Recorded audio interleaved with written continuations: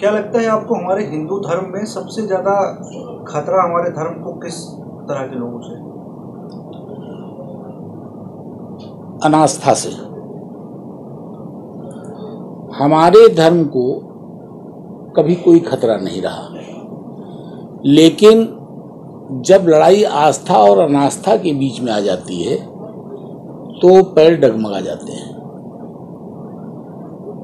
हमारा सनातन वैदिक धर्म जो आज का हिंदू धर्म है, ये इतना स्थूल है,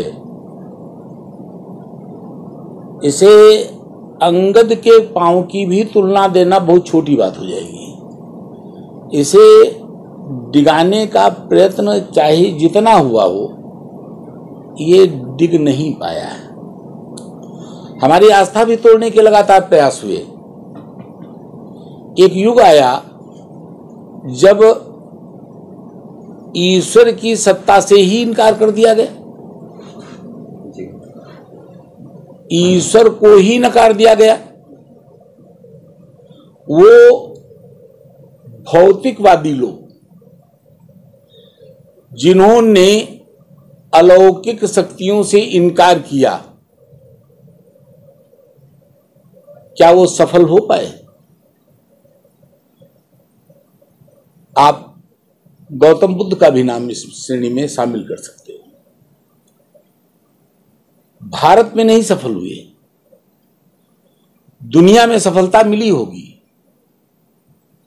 लेकिन हमारा ईश्वर पर पूर्ण विश्वास था, है और रहेगा। लोग सवाल उठा रहे हैं कि स्वर्ग कहाँ है? हमसे भी पता पूछा जाता है। लाइए, मैं उन नास्तिकों को, अब चूंकि ये शब्द इसलिए महत्वपूर्ण हो गया है कि आस्था अनास्था का जब प्रसंग आएगा तो अनास्था वाले लोग नास्तिक ही होते हैं। हमारी श्रीमद् भगवत गीता में ईश्वर ने जो अपना परिचय दिया, 17वां अध्याय 23वां श्लोक, कि मैं ओम तत् सत हूं, मैं ही सच्चिदानंद घन हूं। सत्य है, तत्व है, तत्व अर्थात प्रकृति भी है। अगर वो चाहते तो अपना परिचय केवल ओम के रूप में भी दे सकते थे, निराकार तो ओम ही हुआ, प्रकृति तो आकार में आ गई। तो कहने का तात्पर्य हमारा ये है कि हमारे ईश्वर जो हमारा परिचय दे रहे हैं, ये पूरे ब्रह्मांड को अपने को समेट करके दे रहे हैं। अब आइए, जो लोग स्वर्ग का पता पूछ रहे हैं, मैं उनको स्वर्ग का पता बता देता हूं। बड़ा आसान है। आप रोजमर्रा की भाषा में रोज एक बात कहते हो कि फला का घर तो स्वर्ग है, आमतौर पर यह बात आती है, और फला ने अपने घर के को नर्क बना रखा है, अपने जीवन को नर्क बना दिया है। ये तो रोज की बात है। तो लाइए, मैं आपको स्वर्ग बताता हूं, कहीं ढूंढने जाने की जरूरत थोड़ी है। कौन सा घर स्वर्ग है और कौन सा घर नर्क है, ये तो आपके चैनल के माध्यम से जो लोग सुन रहे हैं स्वयं निश्चित करेंगे। जो घर स्वर्ग है उसमें क्या होना चाहिए? हमारे घर के अंदर सत्य की स्थापना होनी चाहिए, उस घर में सत्य की स्थापना होनी चाहिए, शांति का भोग लगना चाहिए। ये यजुर्वेद में हमारा घर स्वर्ग है, ये 38वें मंडल के 38वें श्लोक में आता है, और शांति के संबंध में इसी मंडल का 35वां श्लोक है। तो शांति का भोग लगना चाहिए और कर्म की आरती उतारनी चाहिए। वो घर स्वर्ग बनता है, वो घर स्वर्ग बनता है। और जो घर स्वर्ग हो जाएगा, वहां पर क्या होगा? ईश्वर का निवास होगा। और जब ईश्वर का निवास जहां पर होगा, तो अकेले ईश्वर से काम नहीं चलता है, क्योंकि ये भौतिक युग है। इसलिए भगवान श्री कृष्ण का मैं तत्व भी हूं, तो केवल ईश्वर से भी काम नहीं चलेगा। हो सकता है इसीलिए लोग थोड़ा सा ईश्वर पर विश्वास कम करने लगे हैं। तो जहां पर ईश्वर का वास होता है तो उनकी अर्धांगिनी कौन है? लक्ष्मी जी।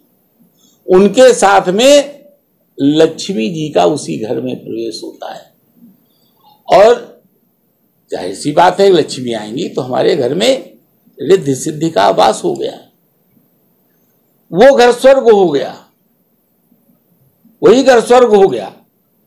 अब एक और बात आती है इसी में कि ये घर हमारा ही, मनुष्यों का ही स्वर्ग क्यों होता है? जानवरों के भी तो कुछ अपने घर हैं, गाय बैल भैंस वगैरह भाड़े में रहते हैं, तो आखिर उनका घर स्वर्ग क्यों नहीं हो पा रहा है? हमारे क्यों होगा? तो मनुष्यों में और पशुओं में कुछ भिन्नता है। मैं इशारा ले जाना चाहता हूं आपको, यहां पर पशु शब्द मैं जिनके लिए ला रहा हूं ये चौपाई नहीं है, ये वही पशु हैं जो हमारे ईश्वर पर विश्वास कर रहे हैं। ये वही पशु हैं जो हमको काफिर कह रहे हैं, और मैं उनको सिरे पहले सिरे से काफिर कह रहा हूं। मैं उन पशुओं की बात कर रहा हूं, और कुछ पशु हमारे भी समाज में बने जा रहे हैं उनके साथ मिलकर के। तो मैं उन पशुओं को बताना चाहता हूं, हमारे आपके बीच में कोई असमानता नहीं है।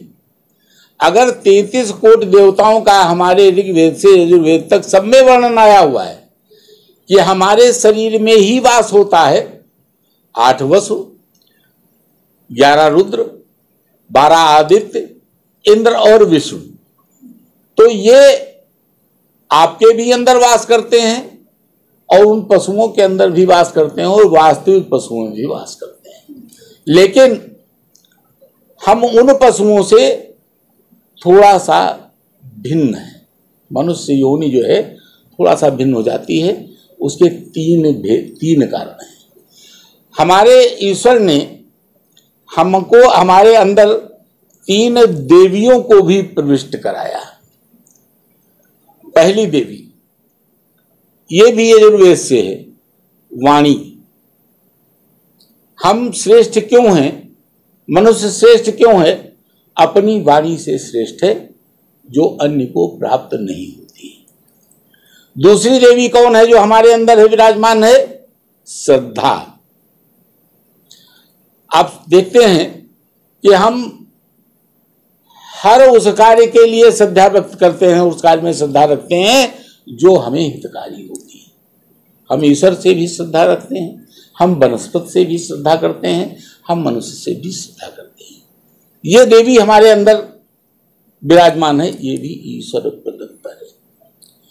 इसके बाद तीसरी एक और देवी है, वह है सरस्वती। सरस्वती अर्थात ज्ञान। हमको ईश्वर ने ज्ञान दिया है, हम इसलिए अन्य से भिन्न हो जाते हैं। तो जाहिर सी बात है दोनों सत्य आ गए। एक तो जिस घर में सत्य होगा, शांति होगी, कर्म ईश्वर अनुरूप किया जाएगा, वो घर भी स्वर्ग होगा। और जहां पर देवता वास करते हैं इन 3 देवियों सहित, वहां पर भी स्वर्ग का वास होगा। एक सवाल उठता है, बड़ा सवाल उठता है कि आखिर ईश्वर की प्राप्ति कैसे होती है? और ईश्वर की प्राप्ति जब होगी तभी तो सुख की प्राप्ति होगी। तो उसके लिए भी हमारे वेदों में 3 मार्ग बताए गए हैं। 3 मार्ग। पहला ज्ञान मार्ग। आप देखते हैं, व्यवहार में देख लीजिए कि हमारे ऋषि मुनि साधु संत कंदराओं में, गुफाओं में पड़े हुए, जंगलों में पड़े हुए, कंदमूल फल मिल रहे हैं, नहीं मिल रहे हैं, भूखे भी हैं, प्यासे भी हैं, किंतु उन्हें दुख की अनुभूति नहीं होती है।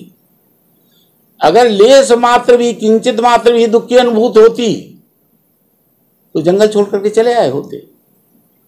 सही।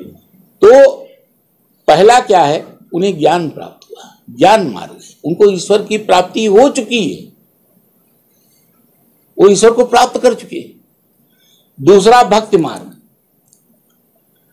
जो ईश्वर में लीन हो गए, विलीन हो गए, ज्ञान प्राप्त हुआ या नहीं हुआ,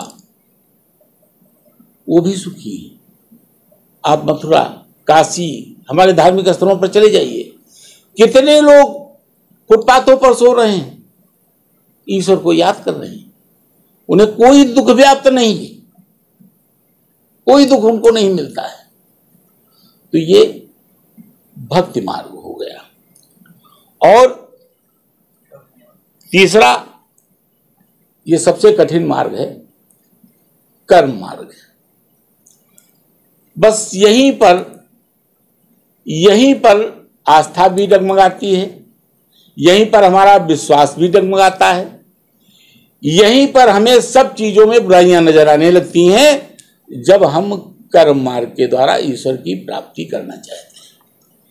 कर्म के लिए आपको जो ईश्वर के द्वारा जो रास्ते बताए गए हैं, जब आप उनसे विमुख हो जाते हैं तो निश्चित तौर पर हमारे कर्म ये पथभ्रष्ट हो जाते हैं, इन्हीं में सारी बुराइयां पैदा होती हैं। अगर हम सत्य से के रास्ते से हटेंगे तो भ्रष्टाचार पैदा हो जाएगा, पाप पैदा हो जाएगा। अगर हम परिश्रम के रास्ते से हटेंगे तो तमाम विकार पैदा हो जाएंगे। परिश्रम मत करिए, आपके शरीर में विकार आ जाते हैं, तो ये तमाम विकार पैदा हो जाएंगे हमारे अंदर। तो कर्म को भी इसीलिए कहा जाता है सत्य निष्ठा के साथ करिए, पूरी लगन के साथ करिए। और अगर हम अपने कर्म को, हमारी श्रीमद् भगवद कहता है कि इसकी फल की इच्छा नहीं करनी चाहिए। जब हम अपने कर्म निष्ठा पूर्वक करेंगे तो हमें सुख की अनुभूति होगी, फल मिले या न मिले। फल मिलना आवश्यक नहीं है, सब्र मिल जाती है, संतोष मिलता है कि मैंने बड़ी मेहनत ईमानदारी के साथ काम किया, और तब ईश्वर पर विश्वास आता है। तब कहते हैं ईश्वर की इच्छा नहीं थी, हरि की इच्छा नहीं थी, थोड़ा सा और कोशिश करनी चाहिए, थोड़ा सा और प्रयास करना चाहिए, हमें शायद फल मिल जाए। इच्छा नहीं करनी चाहिए, विश्वास बढ़ता है, ईश्वर पर विश्वास बढ़ता है। लेकिन आपके सवाल का मैं अंत करना चाहूंगा इस बात को कह करके कि जो लोग इन सब से विमुख हैं, आरक्षण पर आ गए हैं, ज्ञान है नहीं, ईश्वर को ढूंढ रहे हैं, स्वर्ग को ढूंढ रहे हैं, फिर तो तुम्हें मरने के बाद मिलेगा, जीवित में कहां मिल जाएगा। अगर जीवित स्वर्ग चाहते हो तो ईश्वर पर विश्वास करो। को दे रहा है तो ईश्वर का धन्यवाद कैसे करना चाहिए? देखिए, जब हमने आमंत्रित कर लिया, अपने घर को स्वर्ग बना लिया, तो हमारी कुछ जिम्मेदारियां भी हैं। हम अपने घर की शुद्धता को कैसे बनाएं, हम अपने शरीर, अपने तन मन की शुद्धता को कैसे बनाएं। हमारे यजुर्वेद के अंदर 144 मंत्र, 144 ईश्वर प्रदत्त चीजें जो हमको मिली हैं, इनके लिए हम अपना अर्पण करते हैं उनको। हम स्वार्थी नहीं हैं।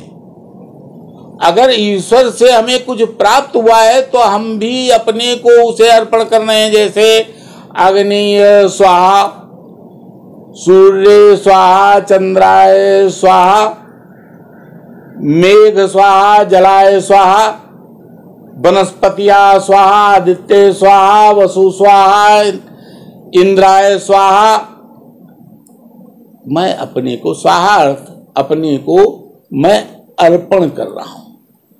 ये 144 मंत्र यजुर्वेद के 22वें मंडल में वर्णित हैं।